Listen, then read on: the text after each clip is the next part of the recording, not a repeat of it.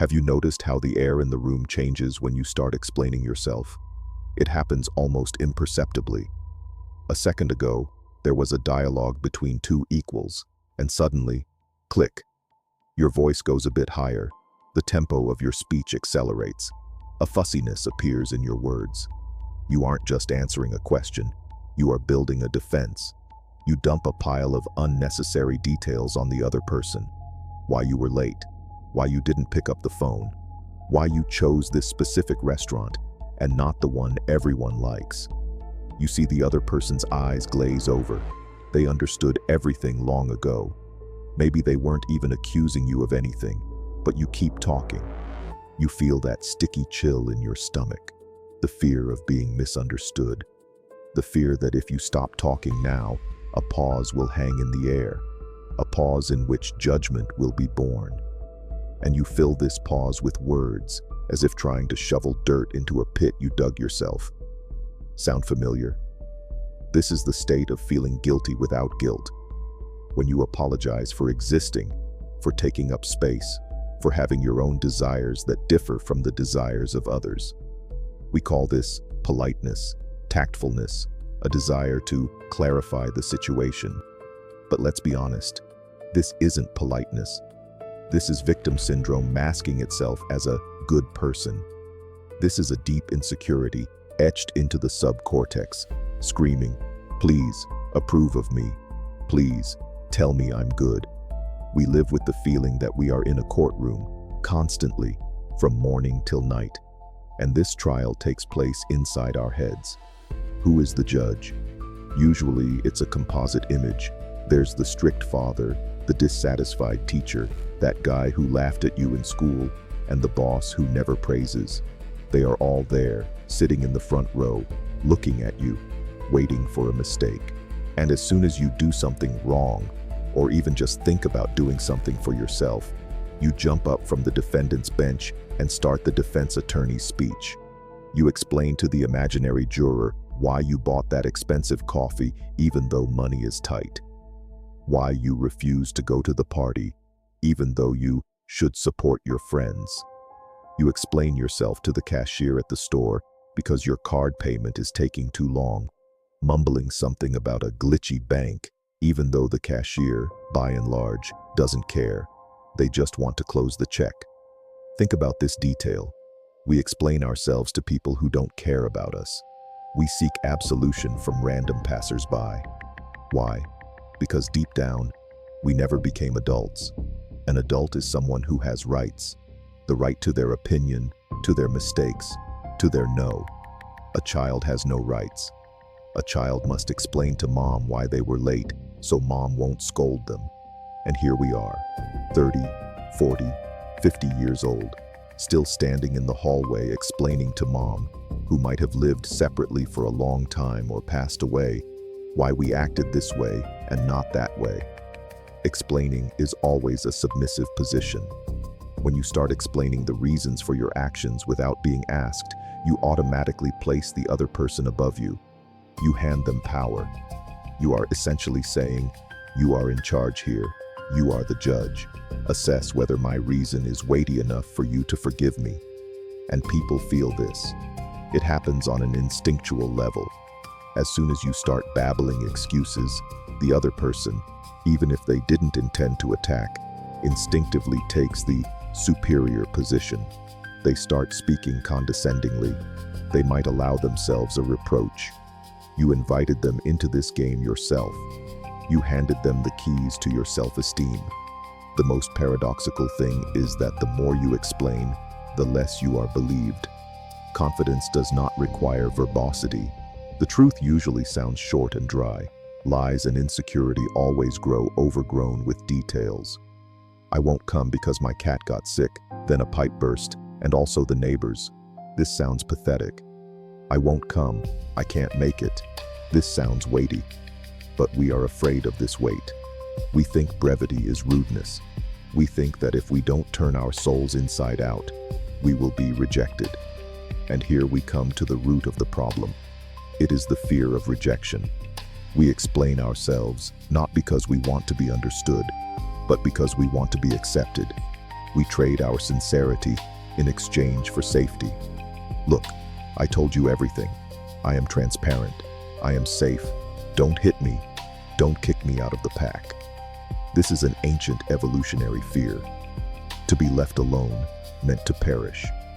But today, this fear plays a cruel joke on us. It turns us into convenient people, into functional people. A convenient person has no boundaries. Their boundaries are transparent. Anyone who isn't lazy can step over them. And the scariest part is that convenient people are not respected. They are used. They might even be loved.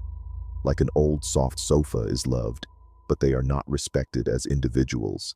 And when you catch yourself once again explaining to a colleague why you can't do their work for them, instead of just saying no, you betray yourself. You betray that adult, strong person you could be. You spend a colossal amount of energy servicing other people's expectations. You build complex logical constructions to legalize your desires. You can't just go on vacation. You need to find a reason. I'm so tired. My health is failing. The doctor recommended it. You can't just buy yourself a thing. You need to justify its utility. You live in a constant mode of proving your innocence. But let's face the truth. Most people absolutely do not care why you act one way or another. Everyone has their own movie playing in their head, where they are the main character and you are just a supporting character. When you refuse someone, they don't think about your reasons. They think about how they are going to solve their problem now. Your excuses are just white noise to them. Moreover, excessive explanations often annoy. They make the listener feel awkward, as if they are being dragged into someone else's dirty secret. Remember that feeling when someone starts apologizing to you for a long and tedious time. You want to say, "Come on, let it go, that's enough." You want to stop this flow of humiliation. So why do you do this to yourself? Why do you put yourself in this position? Often this happens because of the illusion of control. We think that if we explain everything correctly, if we choose the right words, we can control the other person's reaction. We can force them not to be angry, not to be offended, to think well of us. But this is an illusion. You cannot control other people's feelings. You cannot climb into their heads and flip a switch. A person has the right to be offended by your refusal. That is their right, their emotion, their responsibility. Your responsibility is to act as you see fit and accept the consequences. Growing up begins the moment you allow yourself to be the bad guy in someone else's eyes. It is a scary moment to say no for the first time and fall silent. Not to add because, just no, that doesn't work for me. And sustain that pause. Hear that silence. In that silence, your inner people-pleasing child dies and an adult is born. You will see surprise in the other person's eyes. They expected the usual song and dance. They expected you to start wiggling so they could pressure you. But you stand straight, calm, and you have nothing to add. At that moment, magic happens. The balance of power shifts. You suddenly feel solid ground beneath your feet. You stop being a leaf in the wind. You become a rock. And the most amazing thing is, people start treating you differently. Respect appears in their gaze, because self-sufficiency attracts. A person who does not seek approval becomes a magnet. They are mysterious. They are whole. They don't need external confirmation that they are doing everything right, because they have that tuning fork inside. Stopping the explanations doesn't mean becoming a bore or an insensitive egoist. It means returning the true weight to words. It means respecting both yourself and the interlocutor. When you make excuses, you often lie, embellish reasons, cite circumstances. You consider the interlocutor not smart enough or strong enough to accept your direct refusal. Honesty is a form of respect. I don't want to go to the movies. I want to be alone. That is honest. That is about contact with yourself and with the other. But oh, I have so much to do. I have a headache, maybe another time. That is a fog in which you both wander. Exiting the victim syndrome is refusing the role of the defendant. You are not on trial. Your life is not a criminal case where you need to collect evidence of innocence. No one is watching you with a magnifying glass, recording every slip-up, and those who try to judge, they do it out of their own pain and insecurity, and it has nothing to do with you. And here is what we arrive at when we shed this husk. The most important thought you need to take with you today is simple and simultaneously difficult to accept. You do not need permission to live your life the way you want. You do not need a certificate stamped by society to do what you love or not do what is imposed on you. Your desires, your feelings, your decisions are valid in themselves. Simply by the fact of your existence, you have the right to a secret.